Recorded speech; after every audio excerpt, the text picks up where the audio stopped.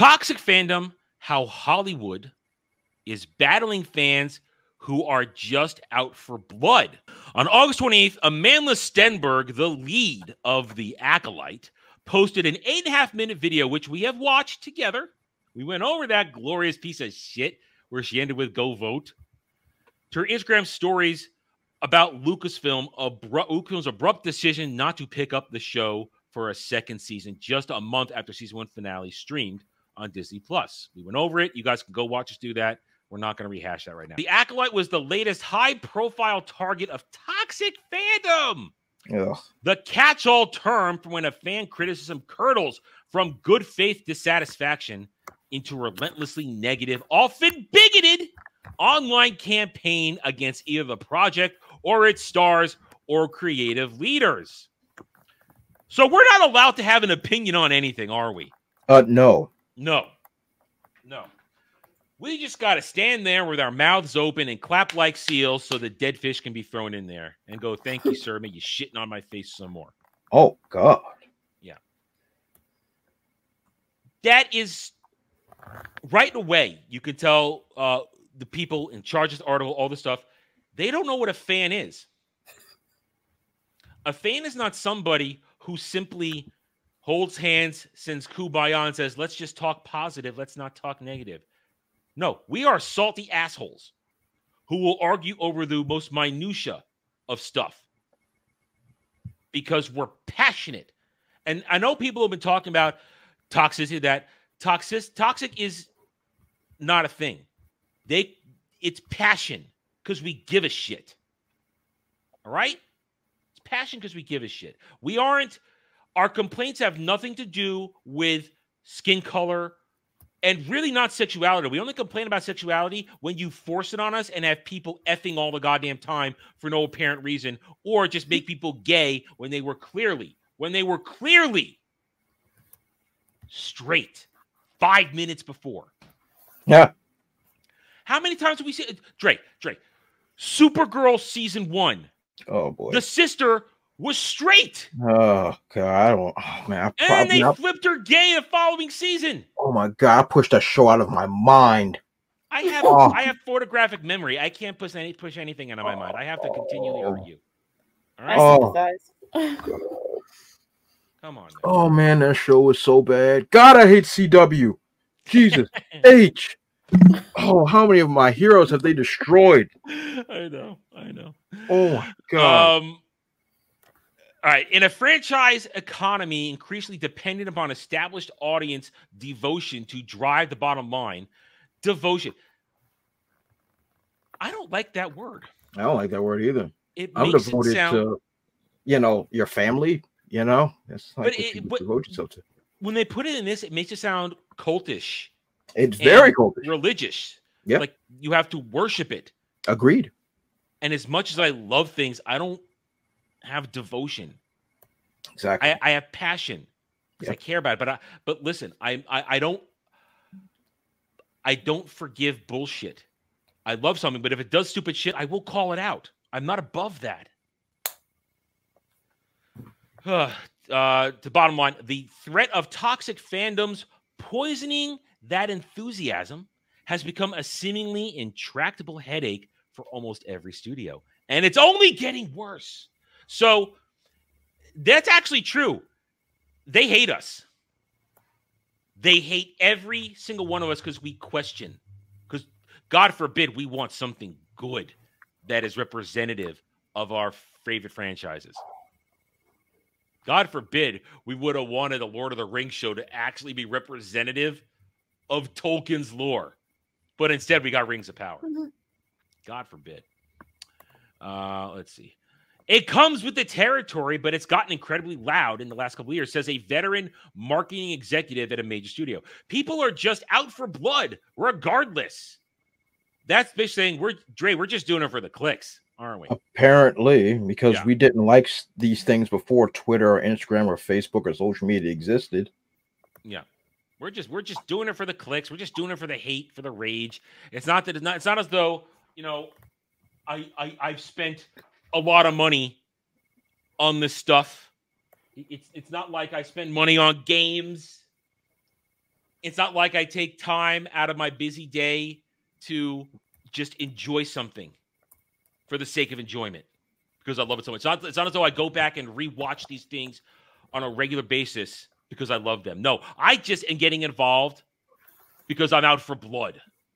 Because I just want rage clicks and I want to be angry all the time. No. They think the purity of the first version will never be replaced. Oh, shut the fuck up.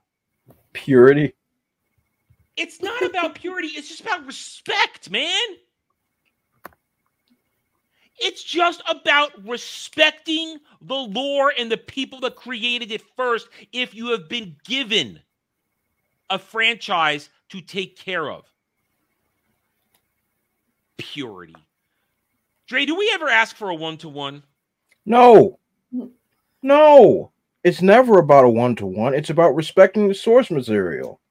That's the way it's always been. Get as close as you... I always say get as close as you can. Get as close as you can. And it's darn near impossible to do a one-to-one. I've seen it done maybe twice in my entire life as a one-to-one. One was the Dark Knight Returns animated film. Mm-hmm. That joke was darn near panel for panel the entire book. Well, you brought up a good point. The way you do it, if you want to get one-to-one, you got to animate. Yeah, agreed. You have to animate. And at the very least, animate serialized into a series, into a season. Agreed. That you can get one-to-one. Yep. Because I don't care about live action more. I just want shit animated because you can get there. I said for years, for my entire life as a Star Wars fan, I said once the EU got going, I said, I don't need live action Star Wars anymore. Start animating the EU. Yep. It would be the easiest way to get it all done. But no one listens to me. I'm just a fan. Then again, it was pre-internet, so no one would really listen to me anyway. I was talking to like 2 or 3 people. So it was just that. I saw common sense, but I guess others didn't. Purity. Or you've done something to upset the canon of a beloved franchise, and they're going to take you down for doing so. I once again, I present to you Rings of Power. Rings of Power. Completely unfaithful to Tolkien lore. Yeah. But we shouldn't hold it up to Tolkien lore. We can't watch it and think about Tolkien lore, we're told. I am so tired of people hating on this show. Yes, it is not perfect. This show is not Lord of the Rings. It is an original story. It does not have to follow Tolkien's lore and timelines.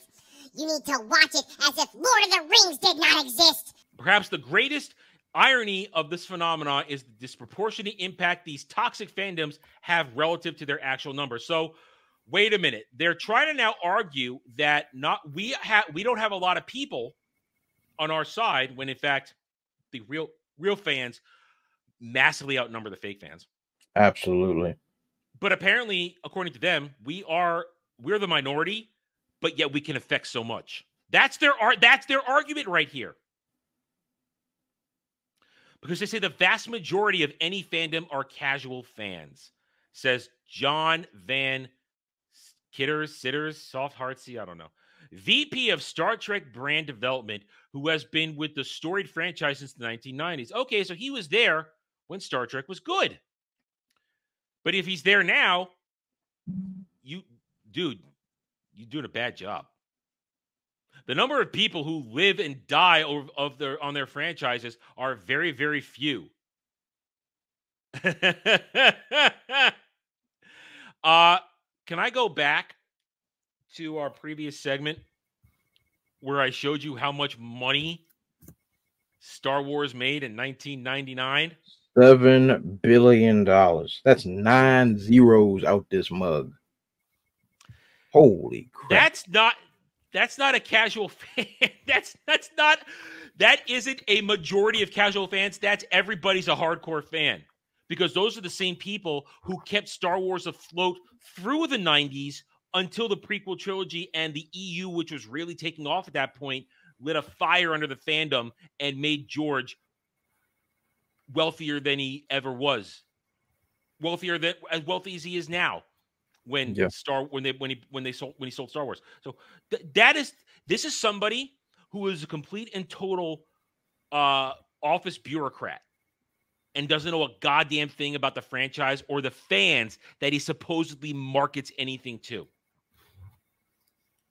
Plain and simple. Plain and simple. Let's see what he's saying. See what he finishes saying. The number of people who live and die on their franchises are very, very few. And then those who come after things that they espouse to love with venom are really, really tiny subset of that already smaller subset of the fandom. It's just much easier to see it now. I don't know how that really is that much broader than when things were 1995.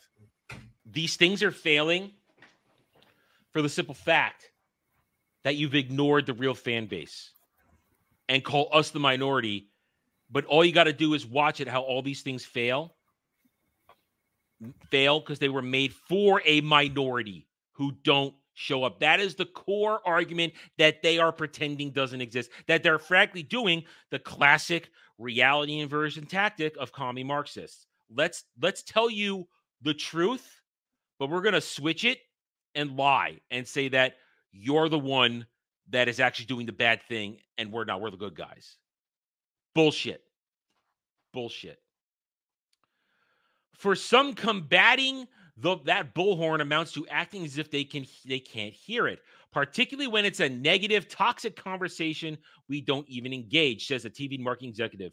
Like with toxic people, you try not to give it too much oxygen. One principal concern is that reacting to these kinds of attacks risks alienating fans who are unhappy with the creative choices about the franchise but haven't tipped over into abusive behavior. Why do they... I kind of want to just stop reading this at this point. For the simple fact, they treat it as though they cast us as people who hate the thing we love. Yeah. It's farthest from the truth. I don't hate the thing I love. I hate the thing you've turned it into, Disney. And I'll talk Disney because they're the ones who are all over the place here on this. I hate, I'll say Paramount, what you've turned Star Trek into. BBC, what you've turned Doctor Who into.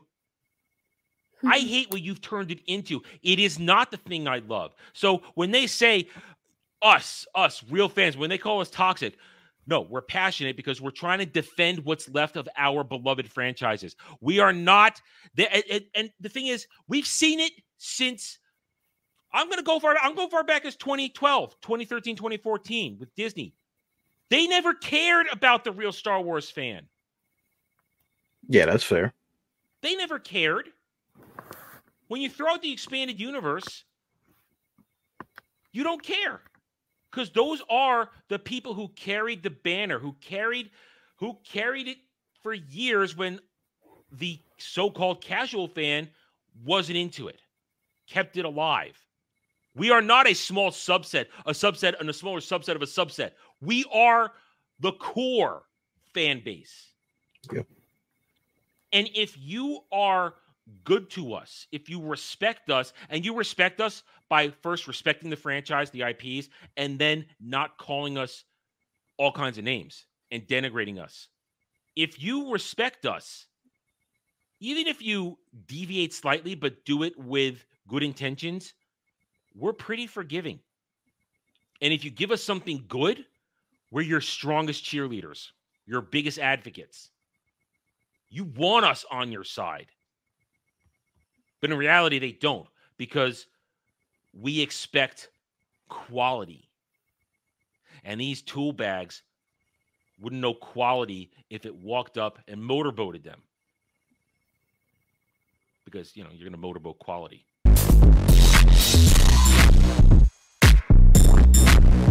All right, so a studio may attempt to amplify friendlier voices instead. We'll reply to comments that are positive and elevate those things to TV. So you ignore real fans and just go to the stands who suck your dick. That's essentially what that says right there. They ignore criticisms, constructive criticism, because everything they're talking about here, our reactions are constructive criticism. It's just constructive criticism. Still, toxic fandoms have grown to a so pernicious that they've become a fact of life for many, and so powerful that while talent executives and publicists will privately bemoan the issue, fear of inadvertently triggering another backlash kept several studios from speaking for this very story, even on background. As one rep put it, it's just a lose-lose. No, that's probably realizing that the modern audience they've cultivated is not a fan base. It's a stand base that doesn't move the needle and has no money. Yeah.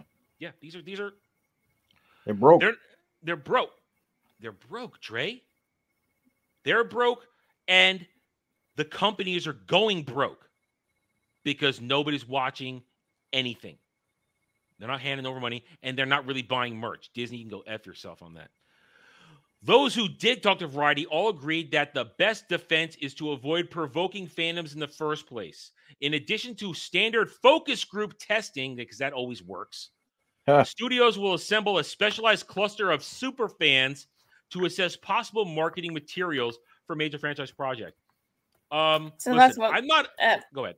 Oh, I was saying, isn't that what Amazon did with Rings of Power, and they hired those so-called super fans to make sideshows of themselves? It's what they marketed it to super fans, but that was just some fake publicity stunt because none of them were actual Tolkien fans. They were Harry Potter fans or Magic fans. They weren't real things, and that was the fake's fake. But it's not wrong to seek input from fans. I mean, to quote, I forget who said it. It might have been Gary. Back in the day, if you had done some on-the-ground research way back in the day, the best place to go would be to go into a comic shop where everybody was hanging out and talking about the nerd shit. And you could just bring something up and you would get that's a real organic grassroots focus group that you're not doing anything. You just bring up a topic of conversation and you would get all perspectives and points from real fans. And you could just jot that shit down and realize this is what our actual customers want and are looking for and are excited about. That is, you don't need to create a super fan focus group. You just go to the place where the fans are and listen. You don't even have to ask them questions. Just bring up a topic and listen to what they have to say. It's that simple. But they have to do everything in a corporate fashion. Make a committee, get a focus group, create the idea of super fans. And I'm going to stop it here because they're just going to ramble on about bullshit. They're going to talk about, oh, people were bullied. Oh, Rings of Power, it's better than it is. People are attacking this and that. No, they're going to gaslight this. Let's go to the fake fans who responded to this. And that's where I want to end this conversation. Let's go here. So we'll start with good old fakest fan in the world, Rachel Leishman. We know we love her. I haven't been on the block yet. I'm going to try again soon. Disgusting Film actually put this out in response to this glorious article right here. Studios are assembling superfan focus groups to assess various materials for a franchise project to avoid social media backlash. They will just tell us if you do that, fans are going to retaliate.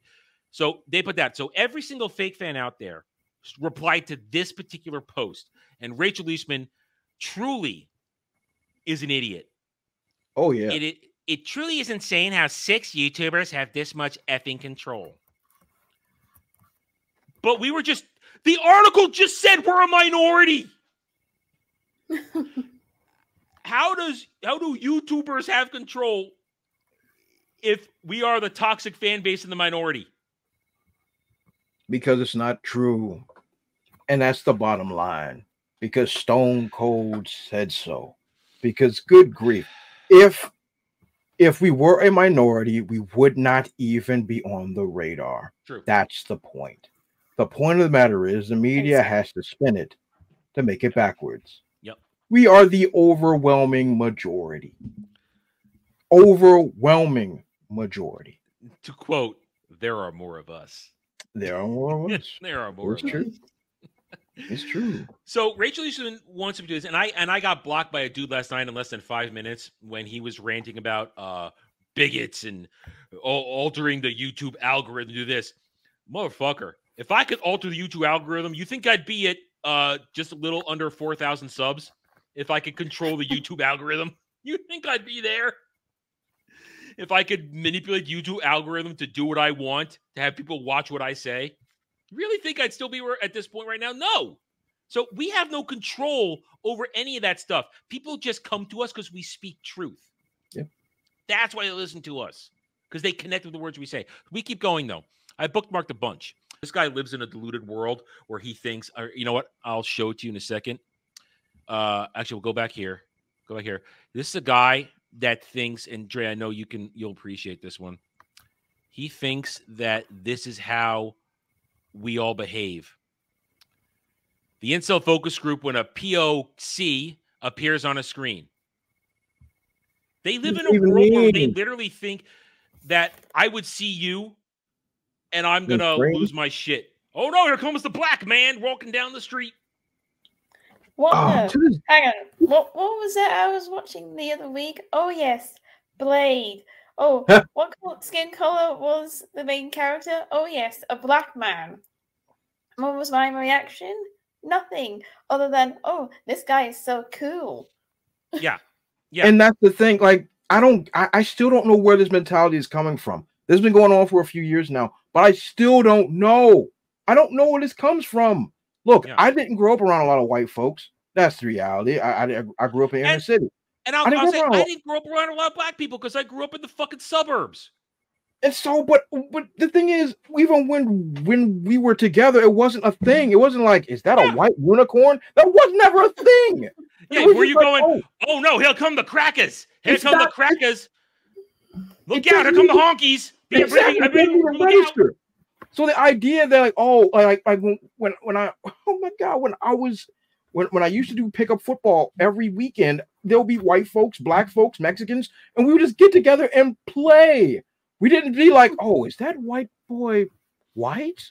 Oh my Lord, Jesus and the shepherds. We got to get out of here. Like that, it was never a thing. So I don't get where this new generation is coming up with this. These are brainwashed of the black man. These are brainwashed, useful idiots. He's about as disingenuous as you flip and get. So when he says the neckbeards would never, this was never made of neckbeard committee.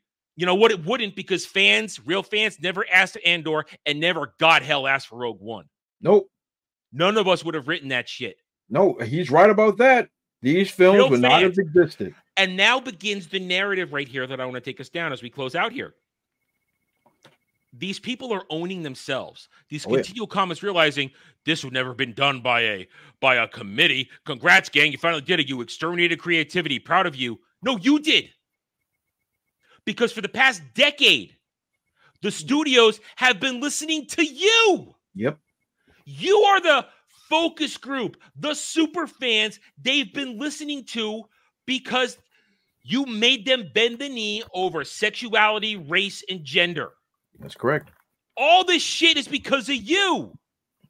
Assembling a panel to see if Chex Graphic, women, pox, and gay people should be allowed in media is actually not a hot new idea you think it is, studios. Because they were doing it before you even showed up and we didn't care anymore. We were past it.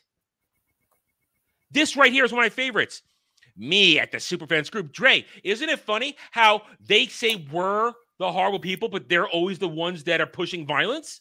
Are they committing murder? I believe it's an Admiral Dalla scene from her Rising Up days, basically poisoning all her rivals. And they're the ones with the masks in that scenario? Well, I guess so. They're the ones that are always pushing violence. So they're the ones with the mask committing genocide. Killing us because, God forbid, we have a different opinion than they do.